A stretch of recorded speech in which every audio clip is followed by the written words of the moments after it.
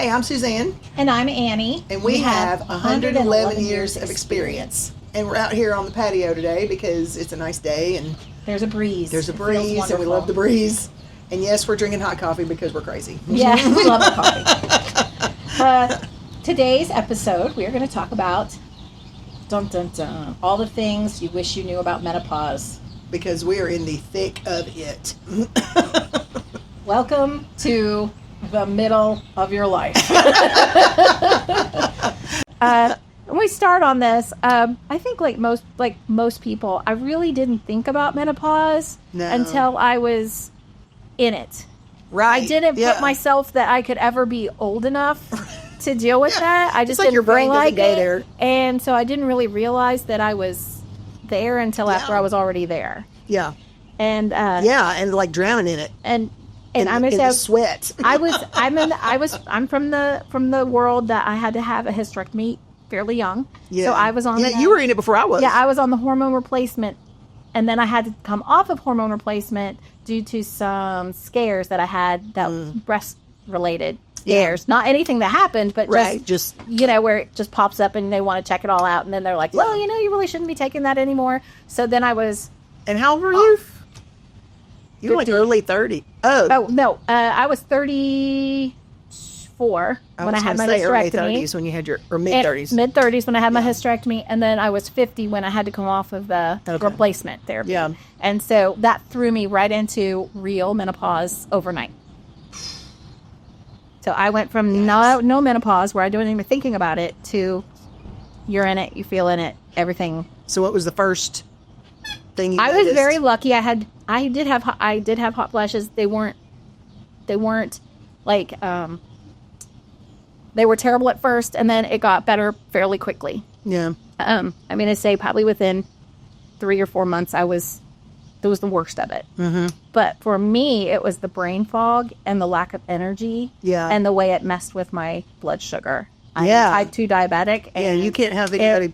It messed, blood sugar. All of that messed with my blood sugar pretty bad, and so I had to basically start over on completely recalibrate my blood sugar and get some stronger medicines and some things under control. The weight gain, it was like overnight, like literally like overnight, it was like 30 pounds. Yeah, it was like boom, there you go. And within a couple months, I'm gonna say, the other thing was the sleep was gone. Like, my ability to sleep has been completely trashed. Yeah. I am lucky. I'm lucky if I can get 4 hours straight. If I can do 4 hours straight, even now, I'm doing pretty darn good. I'll sleep for 4 hours, and then I'll wake up for about an hour and a half to 2 hours, and then I'll fall back to sleep for. That'll be the best sleep that I get. Yeah. Is that second round of sleep. Yeah. I feel like mine's the first round. You get the best sleep then? The first, yeah. If I can get from 9 to about 1. Although, lately, I've been using a CBD cream that helps the pain in my hip and my back. I've got issues up and down all the way down to the bottom of my foot sometimes. Mm-hmm. It'll hurt all the way down. And then I can't get comfortable, and I have not been able to sleep in the bed since last October. So you're still in the recliner? I'm still in the recliner most of the time. Yeah. I like to start out in the bed just to be able to just lay somewhere that's not the recliner. But the armrest on the recliner on this side and this side, they're hard. And I wake up every single day with this side of my shoulder hurting, and I'm not sure why. I don't know if it's because I'm just not moving all night long. I don't know. Mm-hmm. But it hurts. But between the CBD and I found a CBD seltzer. It's like water. It's like sparkling water, but it's got flavor in it. It's got CBD in it and THC or whatever that stuff is. But it helps me sleep. I can sleep 6 hours. Oh, wow. That's great. I know. I tried the CBD seltzers, and all it gave me was a headache. Yeah. Did you drink it? Did you drink it late enough? Mm-hmm. Yep. I drank altogether like 3 or 4 of them over the course of about 2 weeks. And every night I would just end up with a headache. Oh. So CBD just really doesn't. It didn't help you. Didn't do it. Then I'm like I said, I always say, your mileage may vary. Yeah. Don't work for one size does not fit all. Yeah. Whatever. With some people have really good responses to things, and some people don't. I've had pretty good response to the ashwagandha. Yeah. I think that's probably helped a little bit. I take that when I'm really not able to sleep. I don't take it every night because I do have a little bit of a hangover the next day. Oh, yeah. So you sleep so deep. I sleep and then I can't wake up. Like, I Gotcha. feel like I'm in a fog. Yeah. So, like, I don't take it unless I absolutely need to. But, the sleep, the lack of... Whoever knew that, you think, I'll get older. That's probably why, everybody falls asleep in their rocking chairs as older folks, is because they're exhausted because They don't sleep they don't at sleep night. at night. That's probably right. But the sleep part of the whole thing of sleep with menopause, I had no idea. didn't How bad it either. was going to be. Now, I And had the heard, pain. I had not really ever heard about sleep being a big issue with other people at menopause. It was Nobody not one talked something about somebody it. talked about. No. The hot flashes, I have heard about. those. Yeah, I've heard those. I had heard about, but the sleep, no, nobody ever said to me, No. you're just not going to sleep well. Yeah, From forever. now on, you're just not going to sleep right. The other I thing just too- can't lay in the bed. Well, then too, I think hurt. like you were bringing up pain. Yeah, like my joints hurt, my back hurts, my hip hurts, everything hurts. It hurts. And I can't lay on my hips. I can't lay on either side. And you can't just lay there on your back and not turn over and stay asleep. And you've been battling pain for like A while. quite a few, like I'm gonna say 4+ years, Yeah. for sure. A good 4 years, maybe 5, maybe even probably off and on before that. But Yeah, like probably. I'm gonna say the last 4 years for sure. I could say without blinking an eye that you really had to battle Yeah. the pain. So what's that been like? I mean, like, how have you been? So how were you surviving when you were having to work all day and you were in so much pain? Hard. Just, I would eat Tylenol and Advil liquid gels. And I mean, I was to a point where, like, at Christmas, when we had, concerts and all that stuff, music teacher, you have to, there's lots of things going on in elementary school. And anytime we would have like a night where we'd have to be at school later, like parent teacher conference where your day is just longer, I would have to come home, and the only way I would be able to go to sleep is take Advil. That'd be the only way. How much Advil do you think you were taking a day? Well, I was taking it at night. Just at And night? I should have been taking it during the day, and I was just limping through life up and down See, the hallway. like, yeah, Tylenol really doesn't do anything for me. A lot of people swear by it. We're happy to take it. I just don't have that response in my body. I'm one of those people that just, I might as well eat a Tic Tac. Yeah. There's like the same I response. was taking Tylenol, 8-hour Tylenol, Yeah. the arthritis one, and 2 Advil liquid gels. That's how I could take them together. So there for a while, I was taking both. And I thought, I'm going to eat up my liver doing this. I have to be careful, you can't take it. Yeah. So I was taking it every single day, and you don't need to take it every single day. At first, it was in your hip, then it went to your knee, and then from Well, remember I hurt my knee last January. What? was it bowling? Mm-hmm. You went Yeah. bowling with Yeah. a group of friends, and And hurt it then, and so I didn't have surgery until that last June. So it's been a year last June right. that I had surgery on this knee, which is the same leg that my hip is messed up too. And that's probably didn't help it. Right, exacerbated it. Yeah. Now, do you have like some bone She said, density issues in your back? well, they took pictures of, I had an MRI on my hips and my knee and all that. And the spine doctor said that I didn't have, he said, for you to be as old as you are, and I thought, little young whippersnapper. But he said, to be as old as you are, your spine is not in bad shape. Okay. He said, you've got a little teeny tiny bit of closure right here, like on that last disc right before your tailbone, Okay. the very last one. Right. He said, there's a little bit of space that's not quite what it should be. He said, but it's not enough to cause all of this. So, did they ever decide what caused all that? What's causing all of He that? thinks it's my SI joints. And those are, what are those? That's the spot, and I didn't even know what an SI joint was. I was like, I don't know what that is.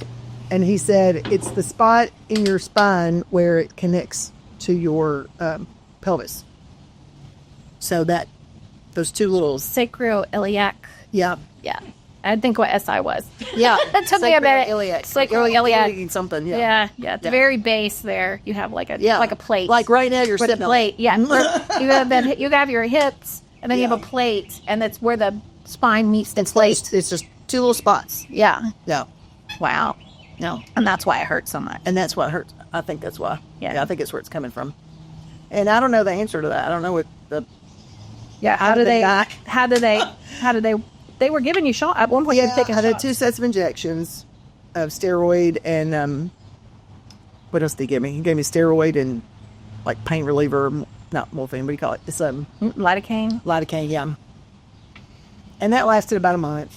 Well, I wonder if it'll last longer now that you won't be on your feet the way you had to be on your feet for teaching. Yeah, I don't know. I mean, I guess we'll see. We'll have to try. You have to try and see.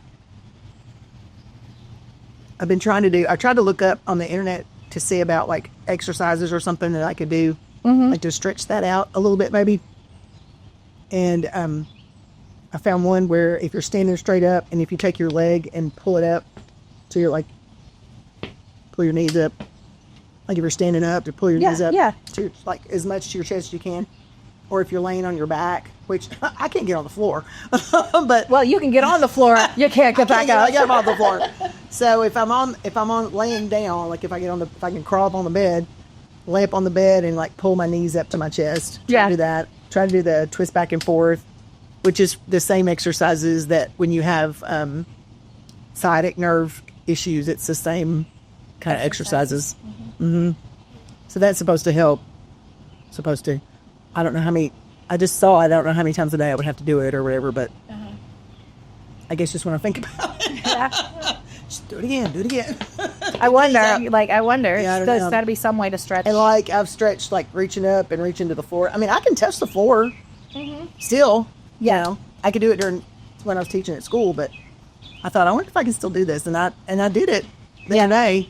I could touch the floor. If you were not in pain, would you have retired? No. Probably not. No. It definitely helped push you out of the game there. Yep. Yeah.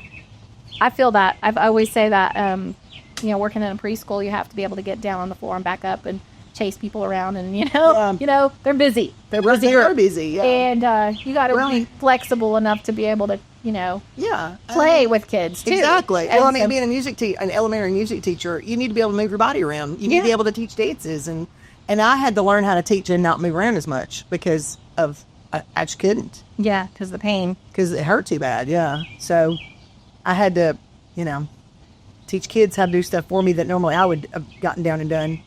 And said, hey, I need you to do this, which they will love to do. They're always wanting to help you, so that's good. But it just made me feel so like we're not a good music teacher anymore because you can't get down the floor with your kids, or because That's what I said. I'm going to say that. You've heard me say it. The day that I can't get back up off the floor will be my last day in the preschool, because it's so important to be able to sit on the floor with your students. Because they're little bitty. And because,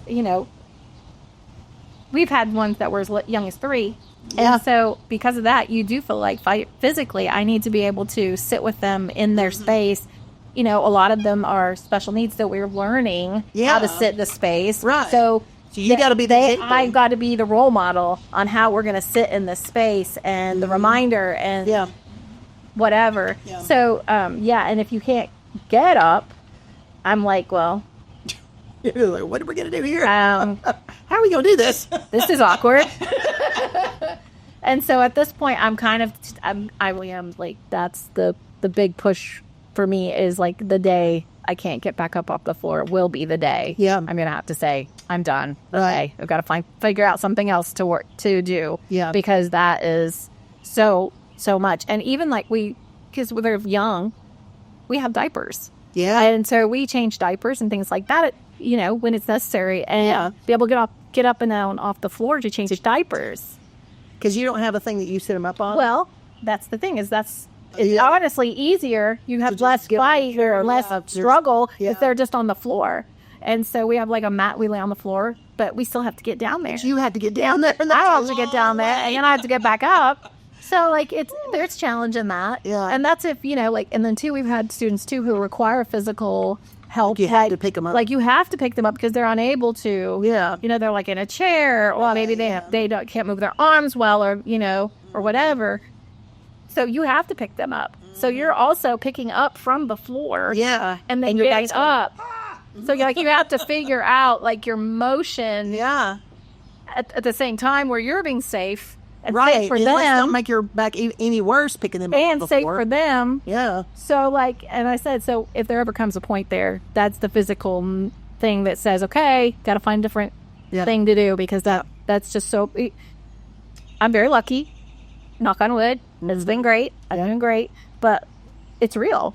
That's a real thing. And it's definitely gotten worse since I had to stop my hormone replacement therapy. Yeah. So, which is going to say full on menopause. I really didn't have the perimenopause. I had the full on. You go menopause. Here you go. Yeah. Boom.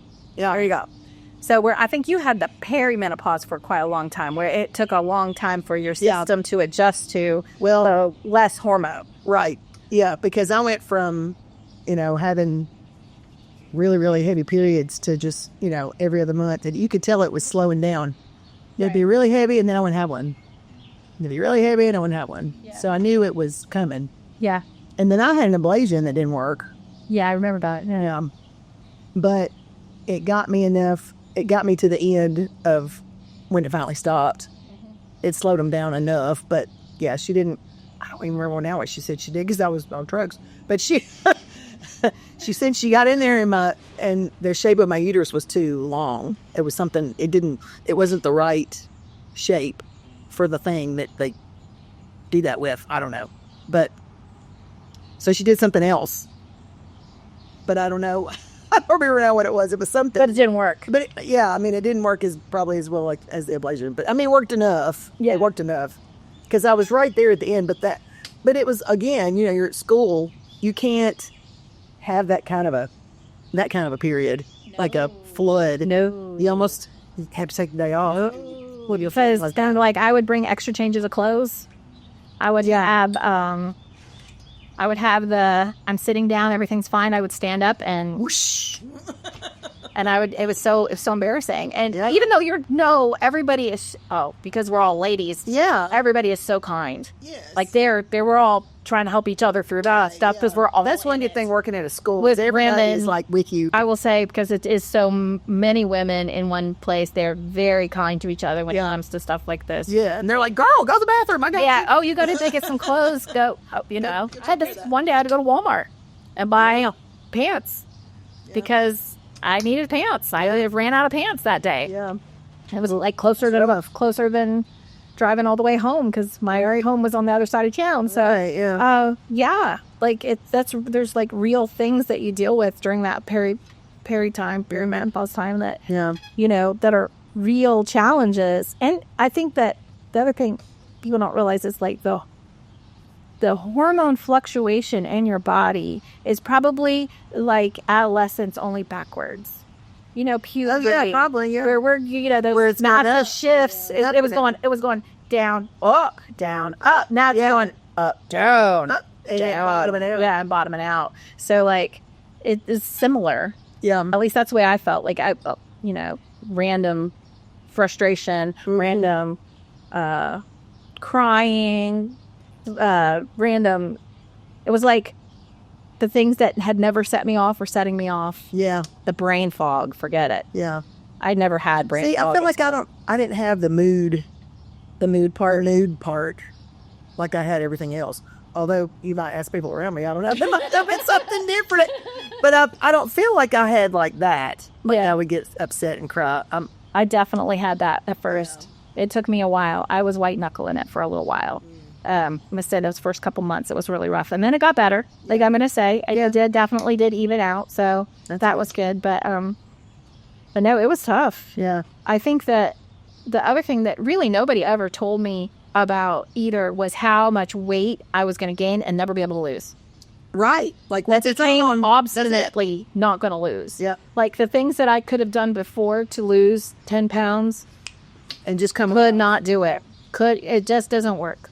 It just doesn't work. Yeah. So, like, this extra 25, 30 pounds that I carry around now. Yeah. And have such a hard time getting rid of. Before I could have, I could have exercised more, or I could have done this. Nothing works. It's obstinate. It's an obstinate thing. It's much so. Yeah. It does not want to go. No. It's happy there. It does not want to go. It's happy. If you have anything to share about your own personal experience of going through this, we are happy to listen. Yes. Please tell us in the comments. And we'd really like it if you liked, subscribed, commented. It'd be great. It really helps our channel. Yeah. So until the next time, we'll see you guys later. Bye-bye.